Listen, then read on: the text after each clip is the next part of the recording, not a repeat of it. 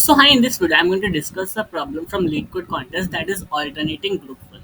Okay, so this is the first problem from the contest. Let's start the problem here. So this is the problem statement. There is a circle of red and blue tiles. You are given an array of integers colors. Okay, the color of tile I is what? Represented as colors of I. So we have given an array colors in which colors of I represent the color of ith tile. Okay, now, colors of I is equal to 0. What does it means? Basically, the ith tile will be what of red color. If the colors of I is 1, it does mean that the ith tile will be of what? Blue color, right? Now what next?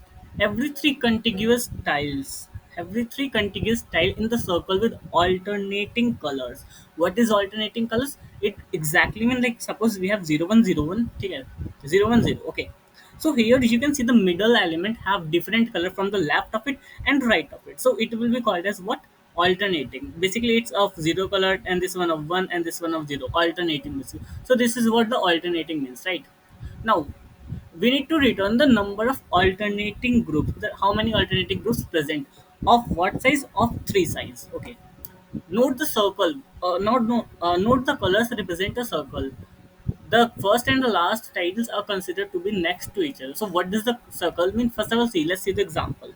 Here I have 0001. Okay, so you can find simply size of three contiguous array, where we have like alternating groups, right? Numbers. You're gonna see that 0 1 0 alternating. So this is my first group. Okay, now 0 1, and since it is in a circle form means the array will come again of it, like 0 1 0 0 1, something like this. So in that case I'll like again have like of size 3 contiguous. Yeah. So what does the circle means, right? To make it more clear what the circle is, you can see this example here. First of all, I have the example 0 1 0 1. You can see the first element is 0, then second element 1. Okay, so it doesn't represent. So wait, you can represent the array in this form. Okay, in the circle form. Now you can see the 0 1 0. So this is our what? First group. Okay, now this is our what? Second alternating group, and this is our what? Third alternating group. So this is how we need to find the alternating groups. So how can I find this? First of all, see, so to handle this circle thing, what I can do is simply rewrite the array again. So what I'm gonna do is simply I was have the example like this, right? Just a second. 0 1 0 0 1. What I can do is I can rewrite it like 0 1 0 0 1. Once I did this, what I can do next is I'm gonna compare what? I'm gonna compare the ith element with I plus 2th element. If I found ith element is equal to what? I plus 2th element, and ith element is not equal to with this element. So what exactly I'm saying is, if my, let's say, colors of I is equal to what? I plus 2th element, and my, let's say, colors of I is not equal to what? I plus first element. So in this case, it will become a what? A valid pair. So this will gonna increase my answer. Else, if I wasn't able to find that, in that case I cannot do anything. So see, you can see like first group here, first element is equal to the ith element is equal to ith plus 2th element, and ith element is not equal to the ith plus 1th element. Okay? So this is my first group.